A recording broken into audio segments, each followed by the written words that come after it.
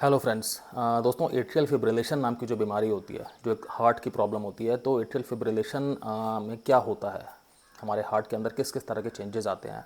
दोस्तों, मैं कोशिश करूंगा इस वीडियो में कि आपको समझा पाऊँ कि एट्रियल फिब्रिलेशन एक्चुअली क्या होता है और हार्ट में क्या कुछ चेंजेस होते हैं, इस बीमारी की वजह से क्या कुछ चीज़ें देखी जाती हैं।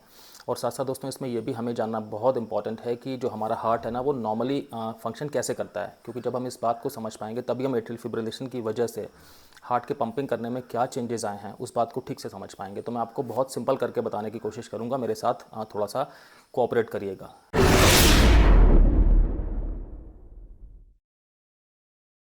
दोस्तों, मैं हूं doctor Kamal Singh, x armed forces medical college, x Fortis hospital, x a lot of corporate hospitals. दोस्तों, मुझे 20 साल से भी ज़्यादा का क्लिनिकल एक्सपीरियंस है और मैंने critical care medicine, internal medicine, emergency medicine और फैमिली मेडिसिन में दोस्तों बहुत सारी प्रैक्टिस की है। मैंने एट्रियल फिब्रिलेशन के बहुत सारे केसेस को मैनेज किया है और सुपरवाइज़ किया है। दोस्तों, पहले समझते हैं कि नॉर्मल हार्ट बीट क्या होती है। तो हमारा हार्ट है ना, उसमें टोटल 4 चैम्बर्स होते हैं, 2 चैम्बर्स ऊपर, 2 चैम्बर्स नीचे। तो जो ऊपर के चैम्बर्स हैं उन्हें हम एट्रिया कहते हैं, मतलब राइट एट्रियम और लेफ्ट एट्रियम। तो क्या होता है कि पहले एट्रिया कॉन्ट्रैक्ट करते हैं, मतलब कि पंप करते हैं, उसके बाद फिर वेंट्रिकल्स या जो लोअर चैम्बर्स हैं वो कॉन्ट्रैक्ट करते हैं। मतलब हमें ऐसा कई बार लगता है लोगों को कि पूरा का पूरा हार्ट एक साथ ही पंप करता है, लेकिन ऐसा नहीं है। पहले ऊपर के जो चैम्बर्स हैं वो पंप कर रहे हैं, उसके बाद नीचे के चैम्बर्स पंप कर रहे हैं। और जो हमारे हार्ट के अंदर एक पूरा का पूरा इलेक्ट्रिकल सिस्टम है, वो इस पंपिंग को गवर्न कर रहा है, मतलब कंट्रोल कर रहा है। तो जो ये इलेक्ट्रिकल सिस्टम है, मतलब हमारे हार्ट के अंदर जो एक तरह से नसों का बहुत छोटा छोटा सा पुंज है, पूरा एक जाल फैला हुआ है, उनके अंदर एक तरह से इलेक्ट्रिकल इम्पल्स बहती है और वो कंट्रोल करती है इस पूरी की पूरी हार्ट की पंपिंग एक्टिविटी को। तो क्या होता है कि हमारा जो हार्ट का ऊपर का चैम्बर है ना, एट्रिया, तो राइट एट्रियम के अंदर एक छोटा सा स्ट्रक्चर होता है जिसका नाम है SA नोड। तो ये जो SA नोड है, ये एक तरह से आप समझिए कि उस इलेक्ट्रिकल एक्टिविटी का इंचार्ज है। किस तरह से कि जब SA नोड इम्पल्स देगा, तो उस इम्पल्स की वजह से क्या होगा, मतलब जब एक तरह से कमांड देगा, इलेक्ट्रिकल इम्पल्स देगा, तो उसकी वजह से फिर एट्रिया कॉन्ट्रैक्ट करेंगे।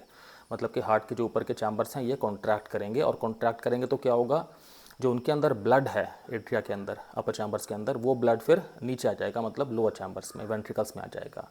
अब क्या होगा कि वेंट्रिकल्स के कॉन्ट्रैक्ट करने का टाइम है, ठीक है ना। तो अब लेकिन वेंट्रिकल्स ऐसे नहीं कॉन्ट्रैक्ट कर सकते जब तक कि उन्हें भी कमांड ना मिले। तो उन्हें कमांड कहाँ से मिलेगी, एक होता है AV नोड, मतलब एट्रियो वेंट्रिकुलर नोड। तो उस नोड से जब इलेक्ट्रिकल इम्पल्स वेंट्रिकल्स में ये बताएगी कि अब आपको पंप करना है, तब पंप करेंगे, मतलब कि कॉन्ट्रैक्ट करेंगे। तो ये जो AV नोड है, इसमें कहाँ से इम्पल्स आएगी, SA नोड से ही आएगी। और ये AV नोड होता कहाँ पर है, आप समझिए कि एक तरह से हार्ट के मिडल में होता है, मतलब एट्रियो और वेंट्रिकल के बीच में होता है, तभी इसका नाम एट्रियो वेंट्रिकुलर नोड है। ठीक है, तो मैं एक बार ब्रीफ करता हूँ। SA नोड ने कमांड दी तो एट्रिया कॉन्ट्रैक्ट कर रहे हैं, फिर SA नोड से वो इम्पल्स जो है AV नोड तक आई, अब AV नोड ने कमांड दी तो वेंट्रिकल्स कॉन्ट्रैक्ट कर रहे हैं। और ये पूरी की पूरी चीज़ एक बहुत रिदम में, एक बहुत ज़्यादा कोऑर्डिनेशन में होती है, तभी हमारा हार्ट ठीक से बीट कर पाता है। ठीक है, आप अपने मन में एक समझ सकते हैं कि अगर हमारा हार्ट है, अगर एक तरह से ये एक ऑर्केस्ट्रा है जो इसमें हार्ट बीट है, अगर ये एक धुन है, ये जो चल रही है, तो इसका जो कंडक्टर है, जो रेगुलेटर है, वो कौन है, वो SA नोड है। क्योंकि SA नोड की वजह से ही जो हार्ट बीट है वो जनरेट हो रही है। सबसे पहली बात जो कमांड आ रही है हार्ट को पंप करने की, वो तो SA नोड से ही आ रही है ना, तभी तो एट्रिया कॉन्ट्रैक्ट कर रहे हैं। फिर वही जो कमांड है वो ट्रैवल होकर के AV नोड तक जा रही है, और AV नोड फिर कमांड दे रहा है वेंट्रिकल्स को, मतलब हार्ट के लोअर चैम्बर्स को कॉन्ट्रैक्ट होने की। लेकिन जो फर्स्ट जनरेशन है, जो ओरिजिनल जनरेशन है कमांड का, वो SA नोड में हो रहा है, साइनोएट्रियल नोड में। ठीक है, तो साइनोएट्रियल नोड का ही काम होता है कि हमारी हार्ट रेट को भी वैरी कर सके। जैसे कभी हम बहुत स्ट्रेस में हैं, या बहुत थके हुए हैं, बहुत ज़्यादा एग्जर्शन में हैं, फिजिकल एक्टिविटी कर रहे हैं, या कुछ मानसिक तनाव है, तो हमारी हार्ट रेट बढ़ जाती है। ये वाला काम भी SA नोड ही करता है, क्योंकि अब वो जल्दी जल्दी से कमांड जनरेशन कर रहा है कि एट्रिया को पंप करना है। एट्रिया पंप करेगा तो उसके बाद वेंट्रिकल्स भी पंप करेंगे, क्योंकि वो जो कमांड है वो SA नोड से AV नोड में भी जा रही है। नॉर्मली क्या होता है कि जो हार्ट रेट है वो लगभग 60 से 100 के बीच में होती है नॉर्मली, और इस चीज़ को कंट्रोल में रखने में SA नोड का बहुत इंपॉर्टेंट रोल होता है। अब एट्रियल फिब्रिलेशन में क्या हो गया कि जो ये SA नोड है ना, यही अपने आप में सिर्फ कमांड नहीं कर रहा, सिर्फ यही अपने आप में एक कंट्रोल सेंटर नहीं है, बल्कि ऐसा हो गया है कि एट्रिया में कई अलग अलग जगहों पर ये कंट्रोल सेंटर्स आ गए हैं, बन गए हैं, और कई अलग अलग जगहों से ये वाली कमांड आ रही है कि अब एट्रिया कॉन्ट्रैक्ट करेगा। तो आप समझिए कि जब कमांड एक तरफ से नहीं आ रही, कई जगहों से आ रही है, तो फिर एट्रिया तो कंफ्यूज हो जाएगा ना। यहाँ से भी कमांड आ रही है कॉन्ट्रैक्ट होने की, जब वो कॉन्ट्रैक्ट करने की कोशिश कर रहा है तभी कहीं और से भी आ रही है, तो वो उस टाइम फिर से कोशिश कर रहा है। तो उससे क्या हो रहा है कि जो एट्रिया का कॉन्ट्रैक्शन है वो इरेगुलर हो गया है, बड़ा क्योटिक सा हो गया है। मतलब एक तरह से एट्रिया बहुत असमंजस में हो गया है। एट्रिया मतलब जो हार्ट का अपर चैम्बर्स है। तो अब इसकी वजह से क्या हो रहा है कि कमांड चूँकि बहुत जल्दी जल्दी आ रही है, कई जगहों से आ रही है, तो एट्रिया की जो बीटिंग है ना वो इरेगुलर तो हो ही गई है, फास्ट भी हो गई है। और जब बीटिंग इरेगुलर है मतलब कि बीटिंग परफेक्ट नहीं है, तो इसका मतलब कि जो ब्लड है वो ठीक से वेंट्रिकल्स में नहीं जा पा रहा। तो अब क्या हो गया कि एक तो वेंट्रिकल्स में ब्लड ठीक से पहुंच नहीं पा रहा, क्योंकि एट्रिया का कॉन्ट्रैक्शन ही सारा इरेगुलर हो गया है। प्लस अब क्या है कि सिर्फ एसए नोड से इम्पल्स जनरेशन नहीं हो रहा है, बल्कि बहुत अलग अलग जगहों से हो रहा है, और वो सारी की सारी चीज़ें जो है वो ट्रैवल होकर के वेंट्रिकल्स में आना चाह रही हैं। तो मतलब वेंट्रिकल को भी जो कमांड मिल रही है ना कॉन्ट्रैक्शन की, वो भी इम्परफेक्ट मिल रही है। कमांड कोई प्रॉपर नहीं मिल पा रही है, जिससे कि जो वेंट्रिकल्स हैं उनका भी कॉन्ट्रैक्शन जो है वो इम्परफेक्ट हो गया है। तो नॉर्मली एट्रियल फिब्रिलेशन में कौन सी रिदम देखी जाती है कि इरेगुलर रिदम होती है नॉर्मली, और फास्ट रिदम होती है। मतलब कि हार्ट बहुत जल्दी जल्दी भी बीट करता है और इरेगुलर बीट करता है।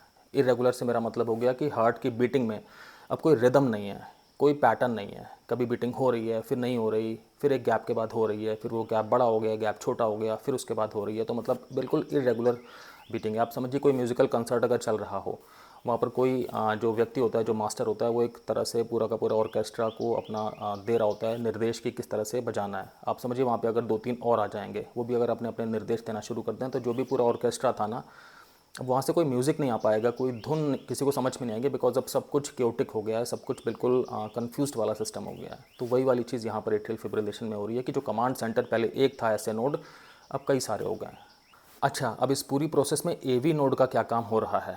तो आप समझिए एवी नोड नॉर्मली एक गेटकीपर की तरह काम करता है कि जो भी इलेक्ट्रिकल इम्पल्स ऐसे नोड से मतलब एट्रिया से आ रही है, उसको फिर संचालित करता है वेंट्रिकल्स तक भेजने के लिए। नॉर्मली ये वाला काम होता है एवी नोड का।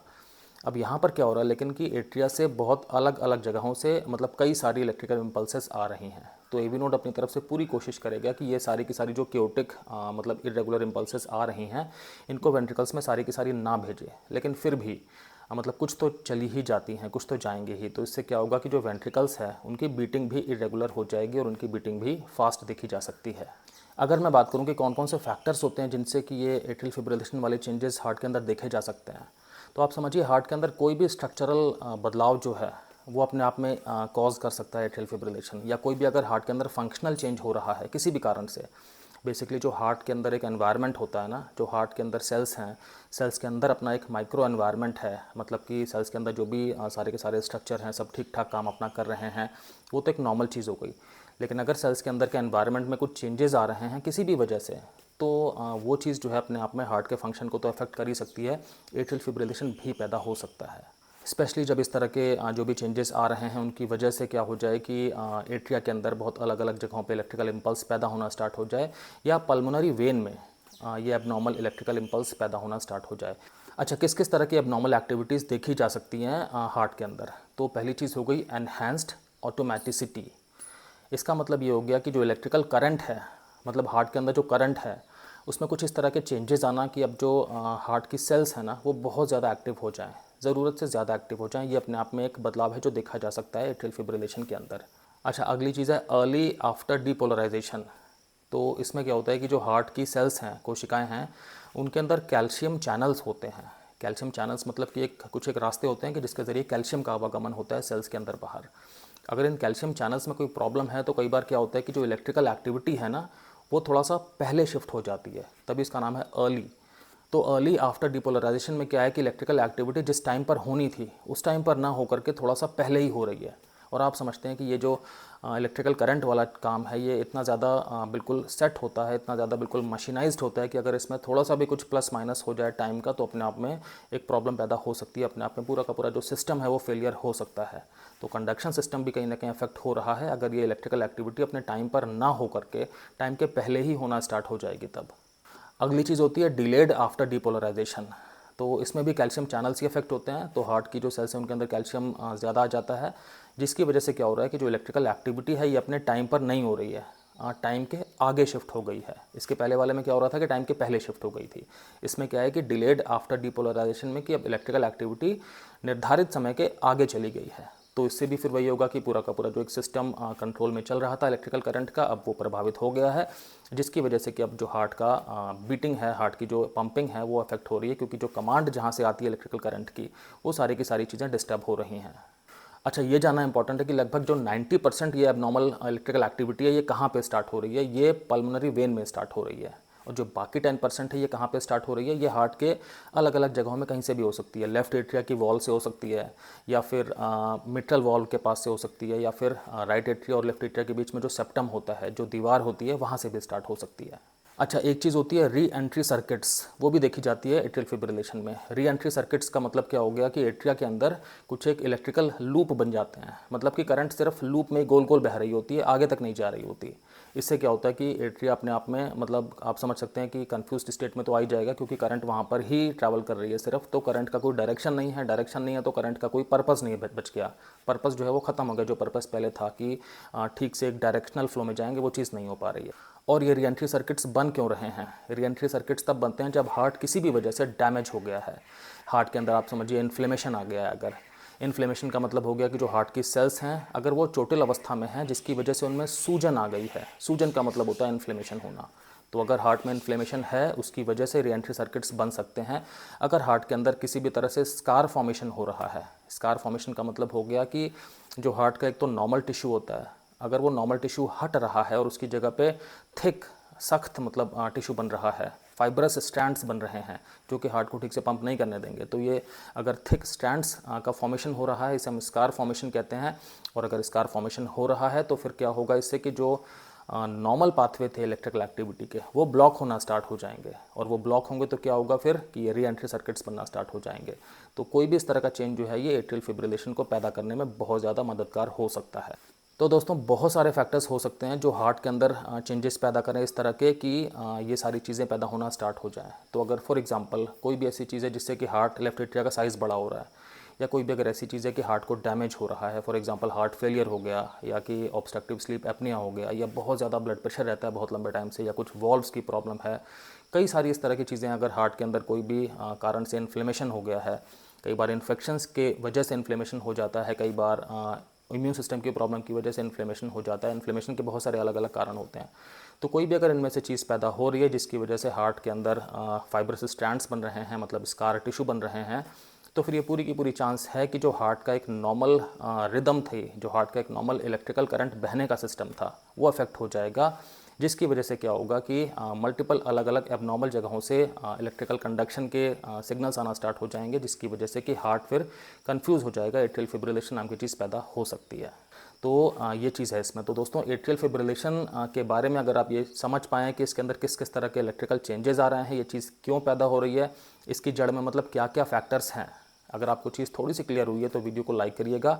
अगर आपने अभी तक मेरे चैनल को सब्सक्राइब नहीं किया दोस्तों, तो सब्सक्राइब भी करिएगा। साथ साथ मैं आपको प्रमोट करता हूं कि आपको कोई भी क्वेश्चन अगर मन में आ रहा हो एट्रियल फिब्रिलेशन को लेकर के, तो आप मुझसे कमेंट सेक्शन में ज़रूर पूछिएगा। Thank you very much.